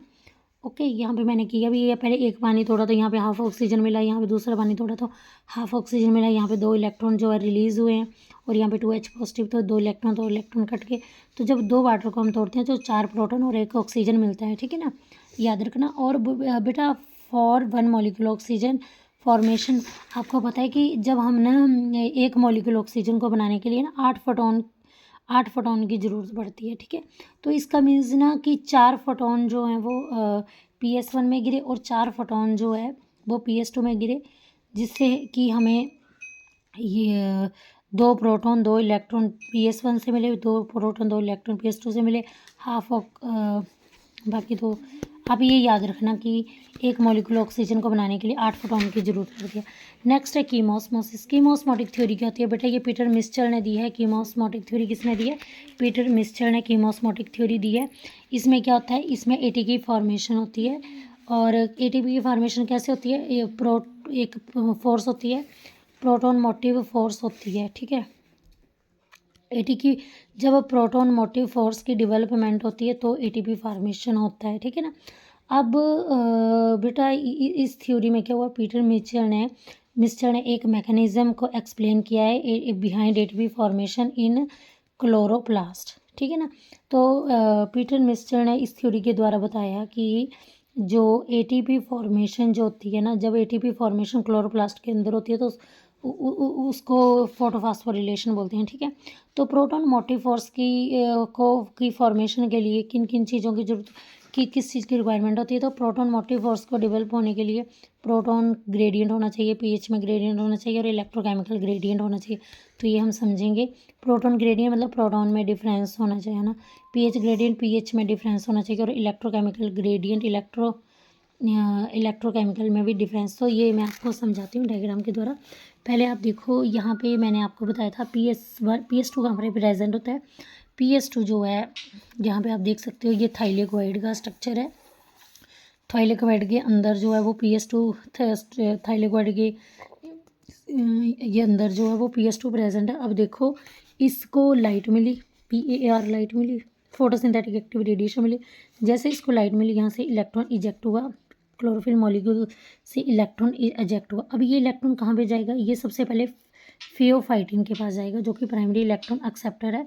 और बेटा फियोफाइटिन जो है ना, फियोफाइटिन जो है यहाँ पे इलेक्ट्रॉन गया तो ये फियोफाइटिन देखो ये जो है ना ये क्या बोलते हैं थाइलोक्वाइड के मेम्ब्रेन के आउटर सरफेस में है, ठीक है ना। अब फियोफाइटिन को जैसे ही इलेक्ट्रॉन मिला तो फियोफाइटिन को जैसे इलेक्ट्रॉन मिला तो फियोफाइटिन से इलेक्ट्रॉन कहाँ पे गया, ये प्लास्टोक्वाइनिन के पास इलेक्ट्रॉन गया। अब प्लास्टोक्वाइनिन के पास इलेक्ट्रॉन मिला, फिर क्या हुआ कि प्लास्टोक्वाइनिन के पास इलेक्ट्रॉन को इलेक्ट्रॉन मिला। अब बाहर से जो प्रोटॉन है ना वो प्लास्टोक्वाइनिन के की रिडक्शन करेगा, ठीक है ना। तो प्लास्टोक्वाइनिन की रिडक्शन होगी तो PKOH2 बनेगा, ठीक है ना। अब बेटा देखो बाहर तो पहले ही प्रोटॉन कम थे, ठीक है ना। तो बाहर तो पहले ही प्रोटॉन कम थे तो अंदर तो ज़्यादा थे, अंदर और प्रोटॉन आ गया क्योंकि PKO का रिडक्शन हुआ। अब जब ना इलेक्ट्रॉन जो है वो फियोफाइटिन में गया तो यहाँ पे क्या हुआ, यहाँ पे इलेक्ट्रॉन की कमी आ गई तो यहाँ पे वाटर की स्प्लिटिंग हुई और 2H पॉजिटिव हाफ ऑक्सीजन और 2 इलेक्ट्रॉन बनेंगे। तो यहाँ पे 2H पॉजिटिव और आ गए तो यहाँ पे देखो ल्यूमन की तरफ ना प्रोटॉन का नंबर बढ़ गया और बाहर की ओर प्रोटॉन का नंबर कम हो गया जिससे प्रोटॉन में डिफरेंस आ गया, ठीक है। अब इलेक्ट्रॉन जो है साइटोक्रोम B6F के पास जाएगा, ठीक है ना। और ये देखो ये बेटा ये ना था ये स्ट्रोमा है, मतलब ना ये सिर्फ मैं थाइलोक्वाइड की बात कर रही हूँ। ये जैसे इसके चारों ओर ना ये स्ट्रोमा के चारों ओर ऐसे ये क्लोरोफिल के अंदर ये थाइलोक्वाइड पाया जाता है तो आप उससे रिलेट कर सकते हो। अब साइटोक्रोम B6F के पास इलेक्ट्रॉन गया, फिर इलेक्ट्रॉन जाएगा प्लास्टोसाइनिन। तो प्लास्टोसाइनिन कहाँ पे है, तो प्लास्टोसाइनिन का फेज जो है ये इनर मेम्ब्रेन के साथ अटैच्ड और टुवार्ड द ल्यूमन, ठीक है ना। तो ये toward inner surface of thylakoid membrane है। अब पहले इलेक्ट्रॉन गया फियोफाइटिन के पास, फिर प्लास्टोक्वाइनिन के पास गया, फिर साइटोक्रोम B6F के पास गया, प्लास्टोक्वाइनिन के पास गया, फिर साइटोक्रोम B6F के पास गया, फिर प्लास्टोसाइनिन के पास गया। उसके बाद जो है वो PS2 के पास उसके पास जो है वो यहाँ पे है एक मिनट बच्चे। उसके बाद प्लास्टोसाइनिन से इलेक्ट्रॉन जो है PS1 के पास गया, फिर इलेक्ट्रॉन जो वो PS1 स्ट्रोमा लैमेले में होता है और यहाँ पे फिर गया आयरन सल्फर के पास गया, फिर फेरिडोक्सिन के पास गया, फिर फ्लेविन NADH रिडक्टेस के पास गया। जैसे यहाँ पे इलेक्ट्रॉन गया तो फिर ये देखो ये NADP पॉजिटिव है ना, तो NADP पॉजिटिव की रिडक्शन होगी तो बाहर से जो है वो प्रोटॉन जो है बाहर से प्रोटॉन जो है NADP को रिडक्शन करेगा और NADPH बनाएगा, ठीक है ना। तो ये प्रोटॉन इसको कहाँ से मिला, स्ट्रोमा से मिला। तो देखो बेटा एक प्रोटॉन है यहाँ पे जब PKO की रिडक्शन की तब भी स्ट्रोमा से प्रोटॉन मिला, फिर यहाँ पे भी स्ट्रोमा से प्रोटॉन मिला।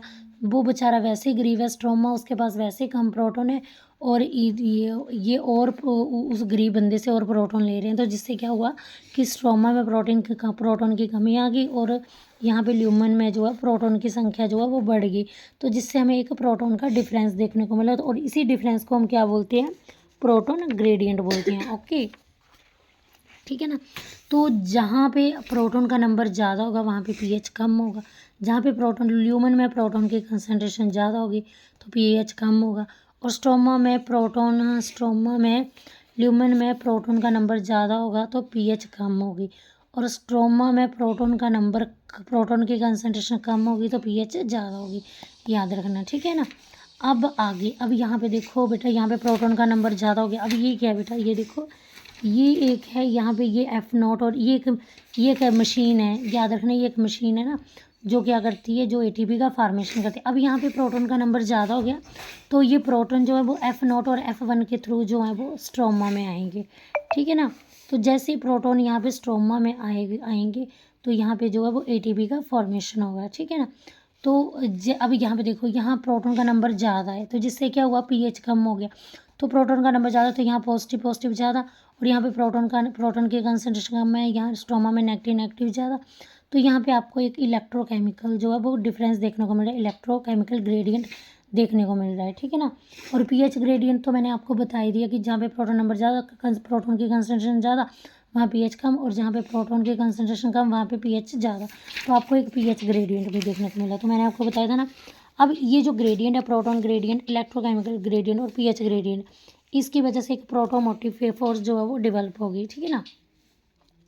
तो बेटा अब ये जो ग्रेडियंट है इसको ग्रेडियंट के बनने से ये जो डिफरेंस बना इस ग्रेडियंट के बनने से क्या हुआ, ये 3 ग्रेडियंट जो बने इससे एक फोर्स जनरेट हुई और उस फोर्स को प्रोटोन मोटिव फोर्स बोलते हैं।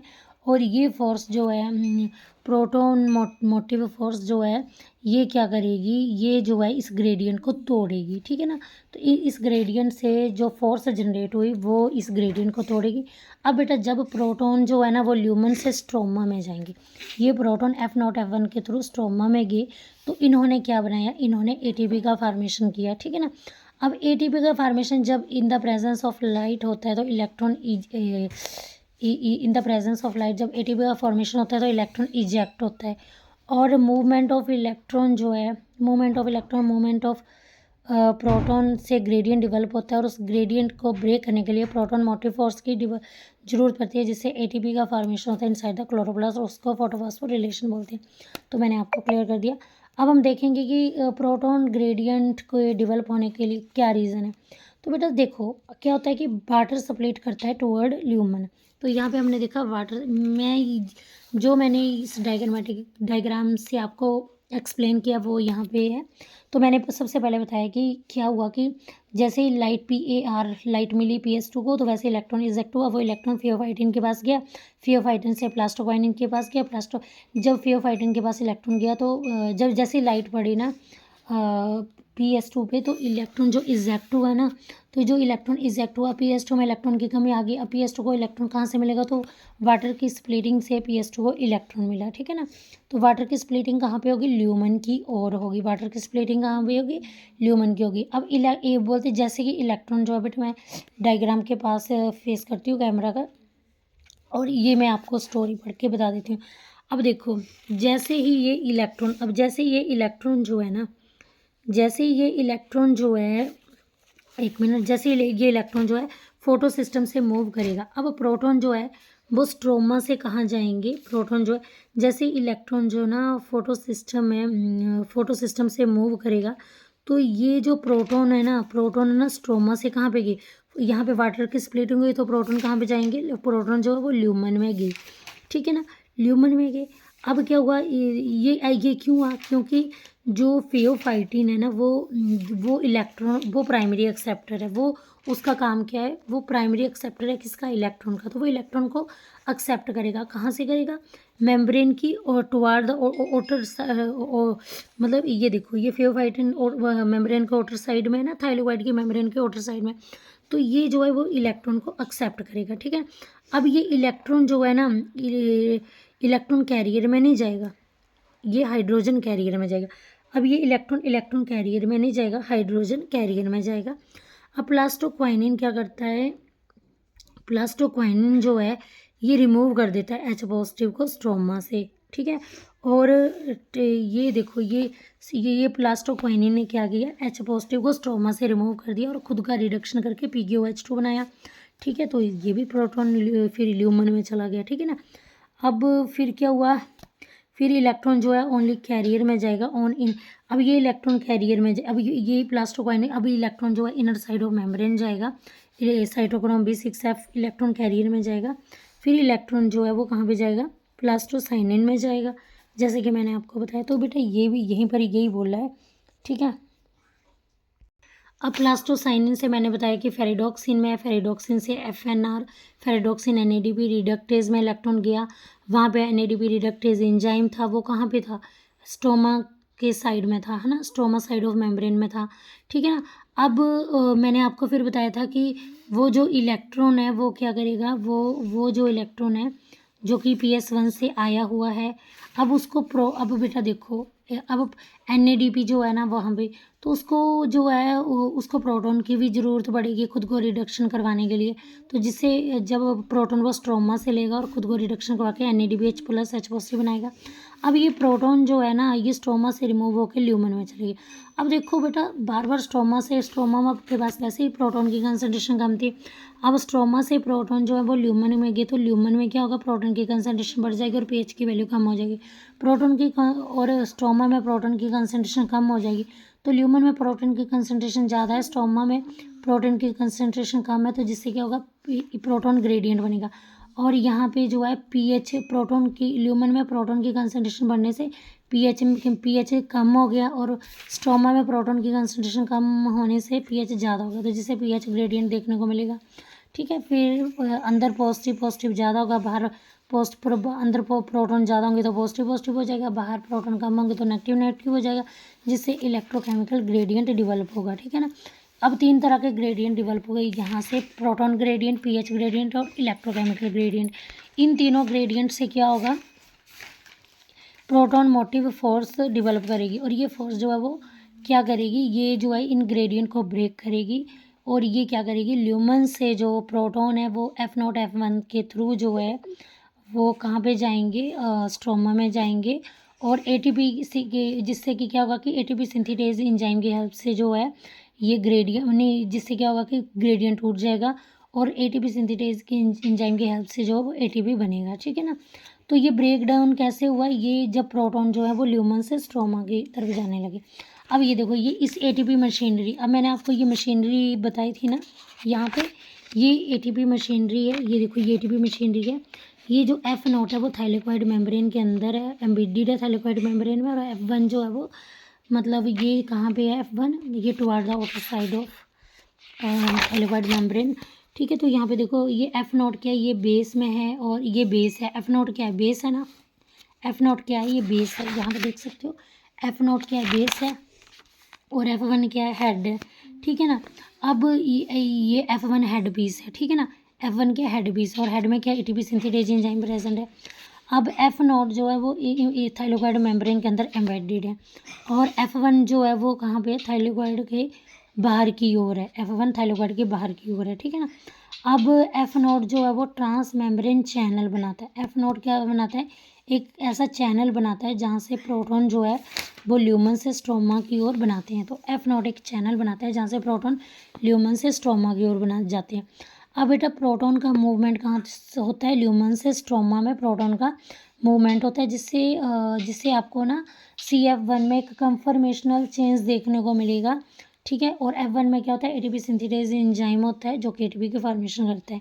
ओके, अब आगे देखो, अब मैंने आपको बेटा आपने देखा कि कीमोस्मोसिस की रिक्वायरमेंट के लिए आपको थाइलेकोइड मेम्ब्रेन की ज़रूरत पड़ी, कीमोस्मोसिस रिक्वायरमेंट के लिए थाइलेकोइड मेम्ब्रेन की ज़रूरत पड़ी, प्रोटॉन पंप की ज़रूरत पड़ी कि प्रोटॉन जो है वो कैसे लो से आएंगे, प्रोटॉन ग्रेडियंट डेवलप हुआ, एटीपी सिंथेटेज एंजाइम की रिक्वायरमेंट पड़ी।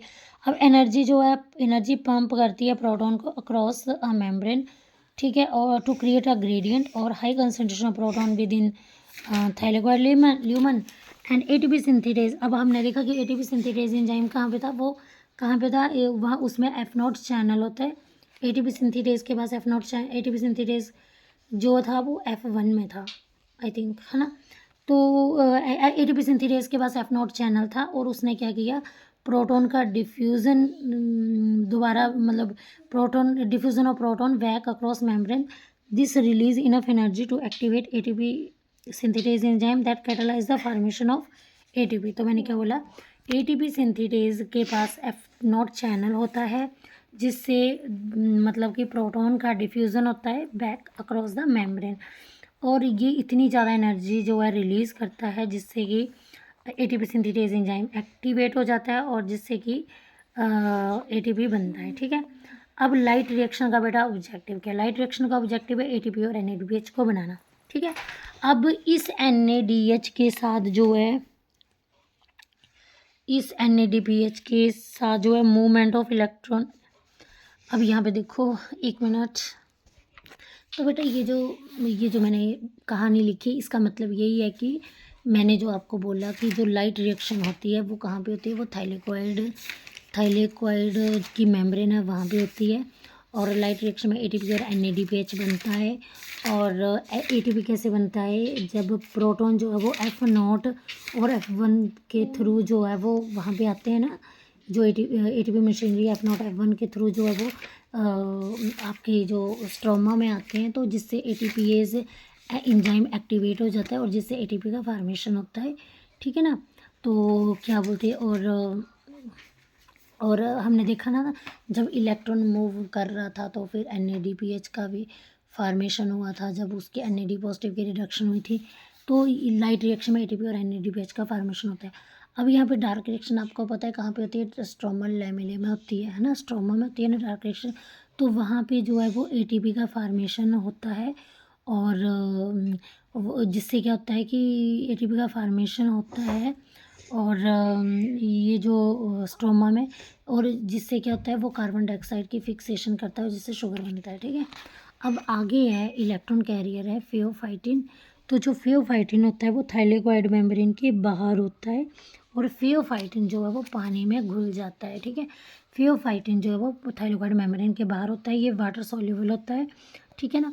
और प्लास्टोक्वाइनिन मेम्ब्रेन के अंदर होता है, ये हाइड्रोजन को कैरी करता है स्ट्रोमा से। और प्लास्टोसाइनिन जो होता है वो भी मेम्ब्रेन के अंदर होता है, थाइलेकोइड मेम्ब्रेन के अंदर, ये भी इलेक्ट्रॉन कैरियर है, और ये भी इलेक्ट्रॉन कैरियर है, ठीक है। प्लास्टोसाइनिन थाइलेकोइड मेम्ब्रेन के अंदर होता है, और ये भी इलेक्ट्रॉन कैरियर है। और साइटोक्रोम जो है, ये जो है आयरन रिच कम्प्लेक्स है, और साइटोक्रोम भी मेम्ब्रेन के अंदर होता है, ठीक है। अब नेक्स्ट है डार्क रिएक्शन। तो डार्क रिएक्शन मैंने आपको बताया कि डार्क रिएक्शन जो है वो भी लाइट की प्रेजेंस में होती है, बट अपने नाम पे नहीं जाना है, डार्क रिएक्शन का जैसा नाम है बट वैसा काम नहीं है, ठीक है ना। ये एक मिसनोमर है, मिसनोमर होता है जैसा नाम वैसा काम नहीं है, ठीक है। तो डार्क रिएक्शन जो है स्ट्रोमल लैमेले में होती है, ये बेटा डार्क रिएक्शन जो है ये लाइट की प्रेजेंस में नहीं होती है, बट ये लाइट रिएक्शन के प्रोडक्ट के ऊपर डिपेंड करती है। यहाँ पे डार्क रिएक्शन में यहाँ पे भी शुगर बनता है, डार्क रिएक्शन में क्या बनता है, लाइट रिएक्शन में ATP और NADPH बनता है, डार्क रिएक्शन में शुगर बनता है, इसको बायोसिंथेटिक फेस बोलते हैं, एंजाइमेटिक फेस बोलते हैं, और ब्लैक मैन रिएक्शन बोलते हैं। डार्क रिएक्शन को क्या बोलते हैं, बायोसिंथेटिक फेस बोलते हैं, एंजाइमेटिक फेस बोलते हैं, और ब्लैक मैन रिएक्शन बोलते हैं, ठीक है ना। तो बायोसिंथेटिक फेस में ग्लूकोज बनता है। अच्छा, एंजाइमेटिक फेस जो है इसमें जो है वो रिबिस्को और पेप्केज होता है, ठीक है। एंजाइमेटिक, अब ये जो आपका डार्क रिएक्शन है यहाँ पे रिबिस्को एंजाइम होता है और पेप्केज एंजाइम होता है। डार्क रिएक्शन जो है ये लिंक्ड करती है with reduction of carbon dioxide, ठीक है। तो डार्क रिएक्शन जो है it linked with dark reaction जो है linked with reduction of carbon dioxide, क्योंकि देखो डार्क रिएक्शन में ग्लूकोज बनता है, ग्लूकोज कैसे बनता है, कार्बन डाइऑक्साइड की रिडक्शन से, ठीक है। डार्क रिएक्शन लाइट रिएक्शन के प्रोडक्ट पे डिपेंड करती है। अब यहाँ पे देखो, यहाँ पे जो है, यहाँ पे देखो ये कार्बन डाइऑक्साइड है, कार्बन डाइऑक्साइड का रिडक्शन हुआ, ग्लूकोज बना, ठीक है। और यहाँ पे देखो कार्बन डाइऑक्साइड का रिडक्शन हुआ ना, कि जैसे ही कार्बन डाइऑक्साइड को एनर्जी मिली तो रिडक्शन हुआ तो ग्लूकोज बना, ठीक है ना। और आपको पता है ना कि यहाँ पे देखो, तो डार्क रिएक्शन में ये ATP NADPH और ऑक्सीजन ये जो हैं बेटा, देखो डार्क रिएक्शन है लाइट रिएक्शन के प्रोडक्ट के ऊपर डिपेंड करती है, सॉरी। लाइट रिएक्शन के प्रोडक्ट कौन से थे, ATP NADPH और ऑक्सीजन, और ये कहाँ पे यूज़ होते हैं, डार्क रिएक्शन में यूज़ होते हैं, क्योंकि लाइट रिएक्शन की जो ATP है ये का जैसे ही कार्बन डाइऑक्साइड को मिली ये एनर्जी मिली, लाइट की एनर्जी मिली, तभी तो आपका ग्लूकोज बना, ठीक है ना। ओके, अब बेटा देखो 3 वेज हैं जिससे ATP और NADPH जो है, जिसमें 3 वेज हैं जिसमें जो है वो ATP और NADPH प्लांट द्वारा यूज़ होता है, ठीक है। तो ATP और NADPH प्लांट द्वारा यूज़ होता है किस किस पाथवे में, C3 पाथवे में, C4 पाथवे में, और CAM पाथवे में, ठीक है ना। तो C3 पाथवे जो है इसमें ये एक ऐसा ये C3 pathway basic pathway glucose formation के लिए, और C3 पाथवे जो है ऑल फोटोसिंथेटिक प्लांट्स में होता है, और C4 पाथवे ये कैम पाथवे है, ठीक है ना। तो अब देखो केल्विन साइकिल को C3 पाथवे बोलते हैं, C3 साइकिल बोलते हैं, और फोटोसिंथेटिक कार्बन रिडक्शन बोलते हैं, ठीक है ना। अब यहाँ पे देखो केल्विन साइकिल को केल्विन एक्सप्लेन किया, ये इसने केल्विन ने जो है वो क्लोरेला एल्गी के ऊपर काम किया है। केल्विन साइकिल जो है इसमें जो है इस साइकिल में मेल्विन केल्विन ने ना क्लोरेला के ऊपर, ग्रीन एल्गी क्लोरेला के ऊपर काम किया है। इस केल्विन साइकिल में केल्विन ने कार्बन 14 के रेडियो एक्टिव आइसोटोप का यूज़ किया। यहाँ पे देखो कार्बन डाइऑक्साइड 14 है, ग्रीन एल्गी को कार्बन डाइऑक्साइड 14 मिली तो फिक्सेशन हुआ और PGA बना। PGA बोलते हैं फास्फोग्लिसरेट को, ये 3 कार्बन वाला कंपाउंड मिला। तो जैसे ही ग्रीन एल्गी को कार्बन डाइऑक्साइड फिक्सेशन हुई तो PGA बना, फास्फोग्लिसरेट 3 कार्बन वाला। बेटा तो यहाँ पे देखो 3 कार्बन वाला तो इसने जो है मेल्विन केल्विन ने जो है रेडियो एक्टिव आइसोटोप यूज़ किया कार्बन 14 वाला। तो फिक्सेशन के बाद जो पहला स्टेबल प्रोडक्ट बना उसे 3 PGA बोलते हैं, जो कि 3 कार्बन कंपाउंड है। केल्विन साइकिल जो है वो C3 प्लांट में होता है। C3 प्लांट कौन कौन से हैं? Rice, wheat, tomato, well paper, ठीक है। इस साइकिल का नेम जो है वो C3 साइकिल है। C3 साइकिल जो है ना, C3 प्लांट जो है C3 प्लांट में जो RUBP है ना वो कार्बन डाइऑक्साइड को एक्सेप्ट करता है, इसलिए RUBP जो है इसको प्राइमरी कार्बन डाइऑक्साइड एक्सेप्टर बोलते हैं, ठीक है। तो C3 प्लांट में कार्बन डाइऑक्साइड को एक्सेप्ट कौन करता है? RUBP जो है ये प्लांट सेल में एटमॉस्फेरिक कार्बन डाइऑक्साइड को खींच रहा है। ये देखो ये प्लांट सेल है, ये प्लांट सेल में एटमॉस्फेरिक कार्बन डाइऑक्साइड को कौन खींच रहा है? RUBP खींच रहा है। RUBP को राइबोलोज 1,5 बिसफास्फेट बोलते हैं। ये 5 कार्बन वाला कीटोज शुगर है। ये RUBP जो है वो RUBP जो है ये क्या करता है? ये प्लांट सेल ये जो कार्बन डाइऑक्साइड को खींच रहा है ना, एटमॉस्फेरिक कार्बन डाइऑक्साइड को खींच रहा है तो RUBP खींचता है। तो RUBP जो है वो कार्बन डाइऑक्साइड को खींचता है और फिक्सेशन होती है, प्राइमरी फिक्सेशन होती है, इसको प्राइमरी कार्बोक्सिलेशन भी बोलते हैं। और इस दौरान क्या बनता है? 3 PGA बनता है, फास्फोग्लिसरेट बनता है। अब रिबिस्को जो है मोस्ट अबंडेंट एंजाइम है, राइबोलोज 1,5 बिसफास्फेट कार्बोक्सिलेज ऑक्सीजिनेज है, ठीक है ना। तो राइबोलोज 1,5 बिसफास्फेट जो है कार्बोक्सिलेज ऑक्सीजिनेज है। कार्बोक्सिलेज बाइंड करता है कार्बन डाइऑक्साइड के साथ और ऑक्सीजन रिबिस्को को फुल फॉर्म मैंने आपको बता दी कार्बोक्सिलेज की। जब ना RUBP जो है कार्बन डाइऑक्साइड के साथ बाइंड करेगा तो केल्विन साइकिल होगी, जब RUBP ऑक्सीजन के साथ बाइंड करेगा तो फोटो रेस्पिरेशन होगी, और जब कार्बन डाइऑक्साइड के साथ बाइंड करता है उसको कार्बोक्सिलेशन बोलते हैं, जिससे C3 साइकिल स्टार्ट होता है। और जब ऑक्सीजन के साथ बाइंड करता है तो ऑक्सीजनेशन बोलते हैं, जिससे C2 साइकिल स्टार्ट होती है। C2 साइकिल को बोलते हैं फोटो रेस्पिरेशन, ठीक है। तो रिबिस्को एक बाईफंक्शनल एंजाइम है। जब रिबिस्को के सराउंडिंग में कार्बन डाइऑक्साइड की कंसनट्रेशन ज़्यादा होगी ना मेसोफिल सेल में तो केल्विन साइकिल चलेगा। तो केल्विन साइकिल के आप स्टेप देख सकते हो। तो कार्बोक्सिलेशन में क्या होता है? Fixation of carbon dioxide. तो यहाँ पे जो है प्राइमरी एक्सेप्टर है रिबिस्को, जो कि कार्बन डाइऑक्साइड को एक्सेप्ट करेगा और क्या बनाएगा? ये देखो रिबिस्को जो है ये RUBP जो है 5 कार्बन वाले ये कार्बन डाइऑक्साइड को एक्सेप्ट करेगा in the presence of enzyme rubisco. Carboxylation हुई, कार्बोक्सिलेज एक्टिविटी, तो यहाँ पे 3 कार्बन वाला 2 मॉलिक्यूल PGA बने। अब कार्बोक्सिलेशन के बाद रिडक्शन हुई, रिडक्शन को क्या बोलते हैं? ग्लाइकोलिटिकल रिवर्सल, ठीक है। अब ये 2 PGA है, ये 3 कार्बन वाले 2 PGA हैं। अब इनका होगा रिडक्शन, तो रिडक्शन होगा तो ट्राइओस फास्फेट यानी कि 2 मॉलिक्यूल 3 फॉस्फोग्लिसराल्डिहाइड के बनेंगे और ये भी ग्लूकोज, ये फिर ग्लूकोज में चेंज हो जाएंगे, ठीक है। तो रिडक्शन में क्या होता है कि 2 ATP और 2 NADPH जो हैं वो खर्च होते हैं, ठीक है ना। तो रिडक्शन में 2 ATP और NADH खर्च होते हैं, ठीक है ना। अब होगा रीजनरेशन ऑफ RUBP। तो यहाँ पे 2 मॉलिक्यूल 3 फॉस्फोग्लिसराल्डिहाइड जो है ये रीजनरेट होगा RUBP में, ठीक है। और यहाँ पे क्या होगा? यहाँ पे जो है वो ATP खर्च होगा, ठीक है ना। तो केल्विन साइकिल में जो है कितने 3 देखो 2 ATP यहाँ पे और 1 ATP यहाँ पे, तो 3 ATP खर्च हुए और 2 NADPH खर्च हुए, ओके। तो बेटा ये है आपका केल्विन साइकिल। तो केल्विन साइकिल में जैसे कि मैंने बताया ये RUBP है। RUBP ने in the presence of enzyme rubisco carbon dioxide को एक्सेप्ट किया तो प्राइमरी कार्बोक्सिलेशन हुई। ये मोस्ट क्रूशियल स्टेप है क्योंकि इसी दौरान जो है first stable product 2 molecule of 3 PGA phosphoglycerate देखने को मिला, जो कि 3 कार्बन कंपाउंड है। अब ये क्या होगा? अब आगे इसकी ये 3 PGA ना की रिडक्शन। तो यहाँ पे रिडक्शन के दौरान क्या हुआ कि ये रिडक्शन करेगा तो यहाँ पे ना 2 ATP और 2 NADPH खर्च होंगे, जिस दौरान जो है वो 2 मॉलिक्यूल ऑफ 3 फॉस्फोग्लिसराल्डिहाइड बनेगा और जिससे यहाँ पे ग्लूकोज का फॉर्मेशन होगा। फिर ये 3 मॉलिक्यूल ऑफ फॉस्फोग्लिसराल्डिहाइड जो है ये रीजनरेट करेंगे और RUBP रीजनरेट करेंगे RUBP में, और यहाँ पे 1 ATP मॉलिक्यूल जो है वो खर्च होगा, ठीक है ना।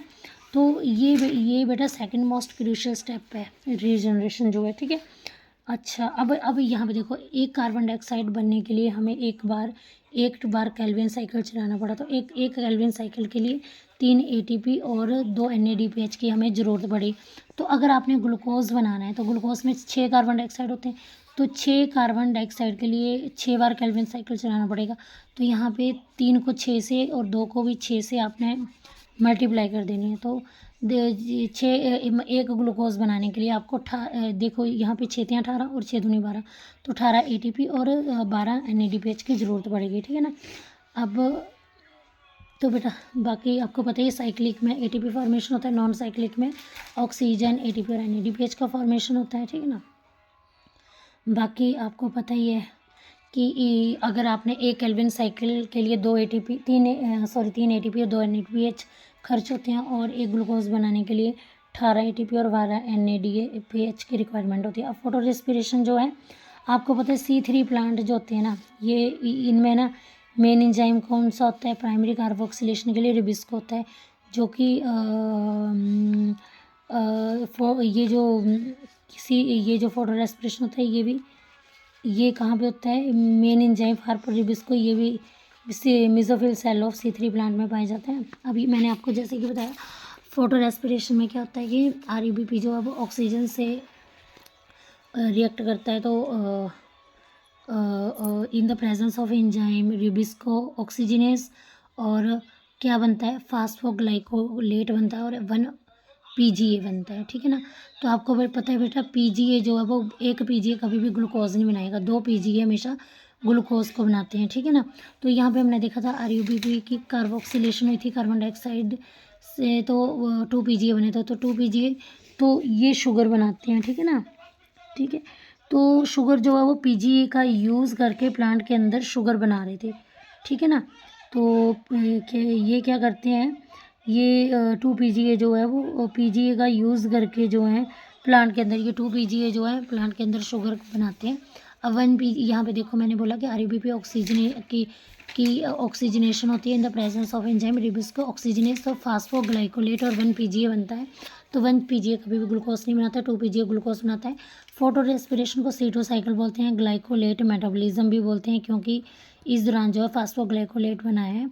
अच्छा, यहाँ पे ऑक्सीजनेशन होता है RUBP का, यहाँ ये C3 प्लांट का करेक्टरिस्टिक है, ये C4 प्लांट में नहीं पाया जाता है। फोटो रेस्पिरेशन ये बेसफुल प्रोसेस है, क्योंकि ना भी यहाँ पे ATP बना, ना NADPH बना, ना तो ग्लूकोज बना, ठीक है।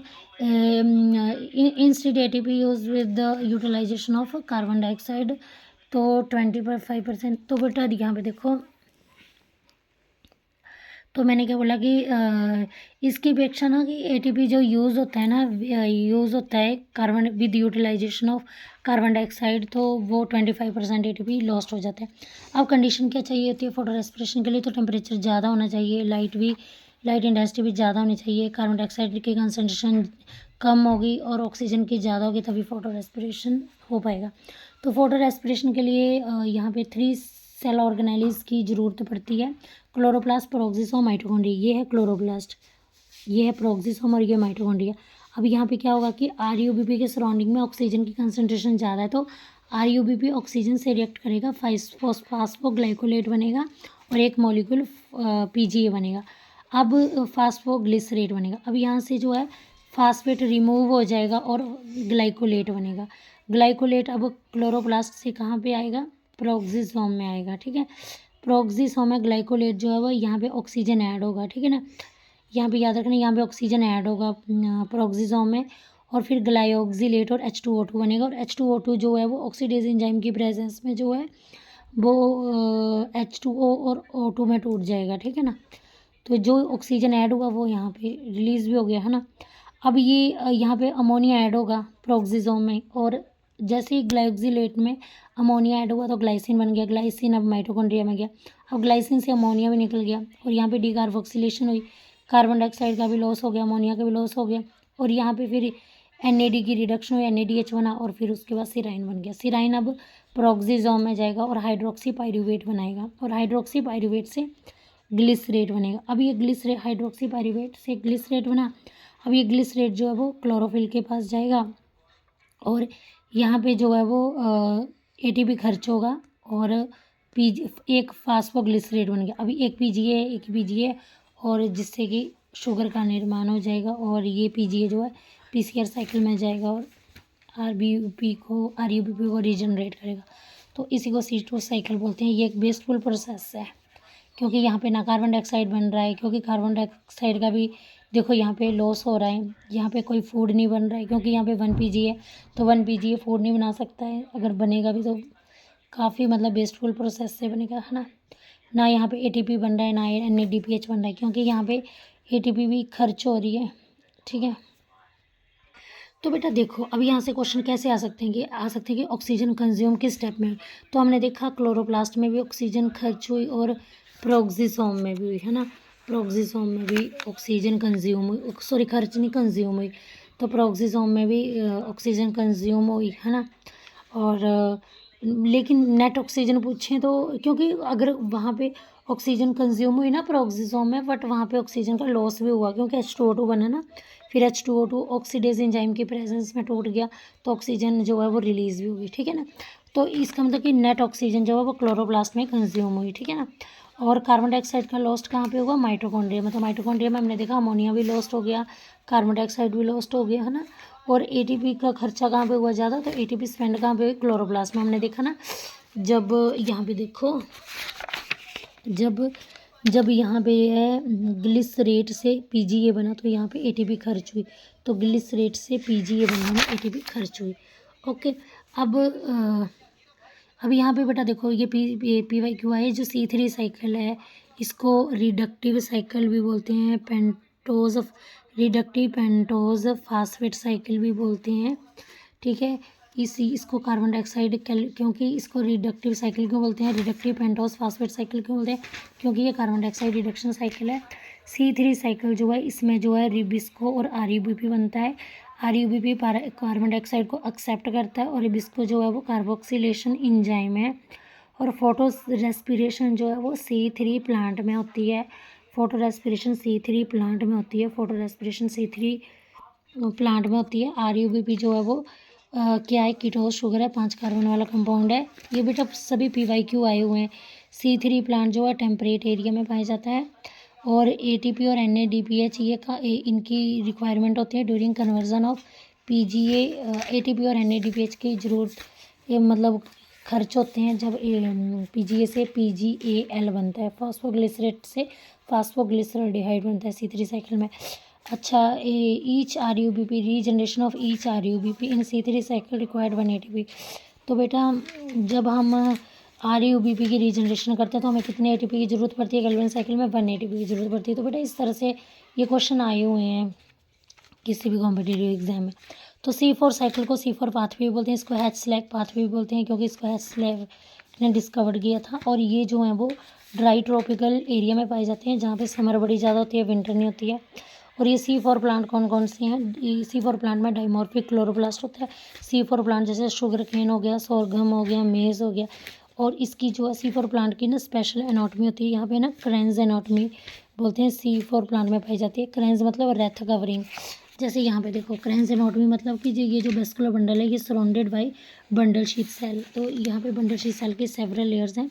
तो क्रेंज एनाटॉमी में बंडल शीथ सेल जो है वो सराउंड करते हैं वेस्कुलर बंडल को इन स्पेसिफिक मैनर और स्पेसिफिक अरेंजमेंट, ठीक है। तो यहाँ पे देखो ये है आपका ग्रेनुल क्लोरोप्लास्ट और ये अग्रेनुल क्लोरोप्लास्ट। तो जो ग्रेनुल क्लोरोप्लास्ट है वहाँ पे आपको PS1 PS2 देखने को मिलता है। ये देखो यहाँ पे बेटे ये मेसोफिल सेल है, ये बंडल शीट सेल है। अब इसमें हम डिफरेंस देखेंगे। मेसोफिल सेल की जो सेल वॉल है वो पतली होती है, इसकी सेल वॉल मोटी होती है। ये साइज़ में छोटा होता है, ये साइज़ में बड़ा होता है। इसमें ग्रेनुल क्लोरोप्लास्ट पाए जाते हैं और ग्रेनुल क्लोरोप्लास्ट में PS1 PS2 दोनों पाए जाते हैं। यहाँ पे साइक्लिक नॉन साइक्लिक फोटोफॉस्फोरिलेशन होती है। और यहाँ पे जो है क्लोरोप्लास्ट का नंबर कम होता है, यहाँ पे क्लोरोप्लास्ट का नंबर ज़्यादा होता है, ठीक है ना। यहाँ पे ए ग्रेनुल क्लोरोप्लास्ट पाए जाते हैं। ए ग्रेनुल क्लोरोप्लास्ट में ओनली PS1 प्रेजेंट होता है और साइक्लिक फोटोफॉस्फोरिलेशन होती है, ठीक है। और आगे देखो अब ये C4 प्लांट जो है वो हाई टेम्परेचर में रिस्पॉन्ड करते हैं, ये हाई सलाइनिटी में रिस्पॉन्ड करते हैं। C4 में 2 तरह के सेल होते हैं, मेसोफिल सेल और बंडल शीथ सेल। अब मैंने आपको बता ही दिया मेसोफिल सेल और बंडल शीथ में अगर डिफरेंस आ गया तो आप बता देना कि सेल वॉल मेसोफिल की कैसी होती है। मेसोफिल की पतली होती है, बंडल शीथ की मोटी होती है। मेसोफिल में ग्रैन्युलर क्लोरोप्लास्ट बोलते हैं, बंडल शीथ में एक ग्रैन्युल होते हैं। मेसोफिल में PS1 PS2 होता है, बंडल शीथ में PS1 प्रेजेंट होता है, ठीक है। वहाँ पे मेसोफिल में ATP NADPH ऑक्सीजन बनती है, यहाँ पे ओनली ATP बनती है। यहाँ पे नॉन साइक्लिक होती है, यहाँ पे साइक्लिक फोटोफॉस्फोरिलेशन होती है, ठीक है। तो यहाँ पे बंडल शीथ में सेल कम्पैक्टली अरेंज होते हैं और उसमें इंटरसेलुलर स्पेस नहीं होता है। तो बेटा ये डिफरेंस है। अब यहाँ पे आप देख सकते हो C4 करंस एनाटॉमी, यहाँ पे देख सकते हो C4 साइकिल देख सकते हो। तो यहाँ पे क्या हुआ कि यहाँ पे एटमॉस्फेरिक कार्बन डाइऑक्साइड ना हवा से जब आई तो वो पानी के साथ रिएक्ट करके उसने बाइकार्बोनेट आयंस बनाए। अब ये बाइकार्बोनेट आयंस जो हैं, ये कार्बन डाइऑक्साइड का यहाँ पे प्राइमरी एक्सेप्टर है पेप। तो पेप जो है वो कार्बन डाइऑक्साइड को बाइकार्बोनेट की फॉर्म में एक्सेप्ट करेगा in the presence of PEPcase enzyme. तो पेप जो है वो 3 कार्बन वाला कंपाउंड है। अब आगे पेप जो है कि पेप की हुई फिक्सेशन, जब फिक्सेशन हुई तो प्रोडक्ट बना ऑक्सैलोएसिटिक एसिड। तो बेटा C4 साइकिल में पहला स्टेबल प्रोडक्ट कौन है? 4 कार्बन वाला ऑक्सैलोएसिटिक एसिड, ठीक है। ये जो C4 साइकिल है ये मेसोफिल और बंडल शीथ में होती है। तो ये पहले हम मेसोफिल पढ़ रहे हैं। ये मेसोफिल छोटा होता है साइज़ में, बंडल शीथ बड़ा होता है, इसकी वॉल पतली होती है, इसकी मोटी होती है, वो तो मैंने बता दिया। अब 4 कार्बन वाला ऑक्सैलोएसिटिक एसिड बना। अब क्या होगा, जब मैलिक एसिड बनेगा ना तो ऑक्सैलिक एसिड से मैलिक एसिड बनेगा, तो यहाँ पे होगा ऑक्सीडेशन। तो ऑक्सीडेशन के दौरान क्या होगा, हाइड्रोजन का रिमूवल हो जाएगा और NAD पॉजिटिव बनेगा, ठीक है। तो मैलिक एसिड अब बन गया यहाँ पे। तो मैलिक एसिड कहाँ जाएगा, बंडल शीथ में जाएगा। मैलिक एसिड को स्पार्टिक एसिड भी बोलते हैं, ये 4 कार्बन वाला कंपाउंड होता है। अब मैलिक एसिड जो है इससे क्या बनता है, पायरुविक एसिड बनता है। पायरुविक एसिड 3 कार्बन वाला होता है। और जब मैलिक से पायरुविक बना ना, जब बेटा ऑक्सैलोएसिटिक से मैलिक बना तो ऑक्सीडेशन हुई, जब मैलिक से पायरुविक बना तो रिडक्शन हुई। अब ये पायरुविक जो है बंडल शीथ से कहाँ जाएगा, मेसोफिल सेल में जाएगा, ठीक है। अब ये पायरुविक जो है वो रीजनरेशन करेगा, और जब रीजनरेशन करेगा पेप में, और यहाँ पे क्या हुआ, 2 ATP यूज्ड किए गए। जब पायरुविक जो है पेप्स में रीजनरेट करेगा तो 2 ATP क्या हुए, यूज हुए, ठीक है ना। तो क्लियर हो गया। तो ये प्लाज्माडेस्माटा है। तो पता चल गया आपको। तो एक C4 पाथवे के लिए 2 ATP यूज़ किए गए और C3 में 3 ATP यूज़ हुए। C4 में 2 ATP और C3 में 3 ATP। तो बेटा जैसे कि आपको पता है कि प्राइमरी कार्बन डाइऑक्साइड एक्सेप्टर कौन है, तो आपको हमने ना अभी C4 पढ़ा। तो C4 हमने साइकिल किया ना, यहाँ पे ये देखो आपने C4 साइकिल किया। तो यहाँ पे कार्बन डाइऑक्साइड को सबसे पहले कौन एक्सेप्ट करता है, तो पेप करता है, जो कि 3 कार्बन कंपाउंड है। सबसे पहले स्टेबल प्रोडक्ट कौन बना, फिक्सेशन के बाद तो ऑक्सैलोएसिटिक बना, 4 कार्बन वाला कंपाउंड बना। अब कौन सा एंजाइम जो है वो प्राइमरी फिक्सेशन करता है, तो प्राइमरी कार्बोक्सिलेशन करता है। तो C4 प्लांट में तो पेपकेज एंजाइम जो है वो प्राइमरी कार्बोक्सिलेशन करता है। और सेकेंडरी कार्बोक्सिलेशन कहाँ पे होती है, तो प्राइमरी कार्बोक्सिलेशन मेसोफिल सेल में होती है, सेकेंडरी कार्बोक्सिलेशन जो है वो बंडल शीथ सेल में होती है, ठीक है ना। अब कार्बन डाइऑक्साइड को सेकेंडरी कार्बन से दूसरी बार जो सेकेंडरी कार्बन डाइऑक्साइड एक्सेप्टर कौन है, RUBP ने वहाँ पे बंडल शीथ में कार्बन डाइऑक्साइड को एक्सेप्ट किया in the presence of enzyme rubisco, ठीक है। अब यहाँ पे C4 जो है ये फेमस है डबल कार्बोक्सिलेशन के लिए। C4 क्यों फेमस है, डबल कार्बोक्सिलेशन होती है बंडल शीथ में भी और मेसोफिल में भी। मेसोफिल में पेप कार्बन डाइऑक्साइड को एक्सेप्ट करता है और बंडल शीथ में कार्बन डाइऑक्साइड को RUBP एक्सेप्ट करता है। C4 प्लांट में डाइमॉर्फिक क्लोरोप्लास्ट होता है, C4 प्लांट में क्रंस एनाटॉमी होती है। अब बेटा एक कार्बन डाइऑक्साइड जो है ना, अब C4 पाथवे में एक कार्बन डाइऑक्साइड जो है C4 पाथवे में एक टर्न के दौरान 2 ATP यूटिलाइज होते हैं, 0 NADP, और केल्विन में 3 ATP और 2 NADPH की खर्च होते हैं, ठीक है। तो टोटल C4 पाथवे में कितने ATP बने, तो C4 पाथवे में आपको पता है ना, C4 साइकिल में केल्विन साइकिल भी चलता है, C4 भी चलता है। तो कितने ATP बने, तो 5 ATP बने और 2 NADPH। तो याद रखना C4 पाथवे में 5 ATP और 2 NADPH, 5 ATP और 2 NADPH, ठीक है। तो ग्लूकोज की फॉर्मेशन के लिए अब ग्लूकोज के 6 कार्बन डाइऑक्साइड ना, तो यहाँ पे देखो 30 ATP बनेंगे और 12 NADPH बनेंगे। 30 ATP और 12 NADPH, 30 ATP और 12 NADPH बनेंगे, ठीक है। C4 प्लांट में एक ग्लूकोज फॉर्मेशन के, एक ग्लूकोज को बनाने के लिए 30 ATP और 12 NADPH बनेंगे, ठीक है। अब हमने पढ़ा C4 प्लांट में फोटोसिंथेटिक एफिशिएंसी बड़ी ज़्यादा होती है, क्योंकि C4 प्लांट में फोटो रेस्पिरेशन नहीं होता है, तो C4 प्लांट में फोटोसिंथेटिक एफिशिएंसी बहुत ज़्यादा होती है। C4 प्लांट में एक मैकेनिज्म होता है जहाँ पे C4 प्लांट में मैकेनिज्म होता है जहाँ पे रिबिस्को के अराउंड कार्बन डाइऑक्साइड की कंसनट्रेशन ज़्यादा होती है। तो जो बंडल शीथ सेल होते हैं ना, वहाँ पे ऑक्सीजनेज एक्टिविटी एब्सेंट होती है, फोटो रेस्पिरेशन एब्सेंट होती है। C4 में डिकार्बोक्सिलेशन हुई, ठीक है, और जिससे क्या हुआ, C3 एसिड बना, फिर बंडल शीथ सेल के अराउंड कार्बन डाइऑक्साइड की कंसनट्रेशन बढ़ गई, ठीक है। अब जब C4 एसिड जो है ना मेसोफिल से ब्रेक डाउन हुआ बंडल शीथ सेल में, तो कार्बन डाइऑक्साइड रिलीज हुई और कार्बन डाइऑक्साइड की कंसनट्रेशन सेल के अंदर बढ़ी और हिबिस्को ने कार्बोक्सिलेज की तरह काम किया, जिससे ऑक्सीजनेज एक्टिविटी कम हुई और C4 जो है उसकी प्रोडक्टिविटी बढ़ी, यील्ड बढ़ी, देन C3, ठीक है। अब बेटा देखो, C3 प्लांट में आपको पता है लो टेम्परेचर होता है, ठीक है, और इसलिए C3 प्लांट में C3 प्लांट लो टेम्परेचर में होते हैं, यानी कि टेम्परेट एरिया में होते हैं, और C4 साइकिल जो है वो ट्रॉपिकल एरिया में होते हैं। ये लो टेम्परेचर पर नहीं चलता है, ये हाई टेम्परेचर पर चलता है, और C4 एक ट्रॉपिकल प्लांट है, इसमें C3 C4 दोनों होता है। तो अब यहाँ पे देखते हैं हम C3 और C4 का डिफरेंस। तो C3 साइकिल आपको पता है ये लो टेम्परेचर पे चलता है, ये हाई टेम्परेचर पे चलता है। तो यहाँ पे 10 से 25 डिग्री सेल्सियस टेम्परेचर होगा, यहाँ 30 से 40 डिग्री सेल्सियस टेम्परेचर होगा। C3 में क्रन्स एनाटॉमी जो है, C3 में क्रन्स एनाटॉमी जो है वो क्या होगी, अब्सेंट होगी। तो बेटा जैसे कि आपने देखा था कि C3 साइकिल में आपको क्रन्स एनाटॉमी नहीं देखने को मिलती है, वहाँ पे कोई भी बंडल शीट सराउंडेड नहीं होती है वेस्कुलर बंडल के अराउंड, लेकिन C4 साइकिल में क्रन्स एनाटॉमी देखने को मिलती है। और C3 साइकिल में पहला स्टेबल कंपाउंड कौन था, फॉस्फोग्लिसरिक एसिड PGA था, 3 कार्बन वाला, और इसमें जो है वो ऑक्सैलोएस्टिक एसिड है, 4 कार्बन वाला। अब C3 में जो है वो कार्बन डाइऑक्साइड की फिक्सेशन होती है और ओनली कार्बन डाइऑक्साइड की फिक्सेशन होती है। C3 साइकिल जो है इसमें site of carbon dioxide fixation कहाँ पे होती है, मेसोफिल सेल ऑफ लीफ में, तो सेल के मेसोफिल में होती है। और C4 साइकिल में प्राइमरी कार्बोक्सिलेशन मेसोफिल में होती है और सेकेंडरी कार्बोक्सिलेशन बंडल शीथ में होती है। तो प्राइमरी मेसोफिल में और सेकेंडरी बंडल शीथ में होती है, यहाँ पे मेसोफिल में होती है सिर्फ। यहाँ पे C3 में कार्बन डाइऑक्साइड को RUB भी एक्सेप्ट करता है और यहाँ पे C4 में कार्बन डाइऑक्साइड को पेप एक्सेप्ट करता है।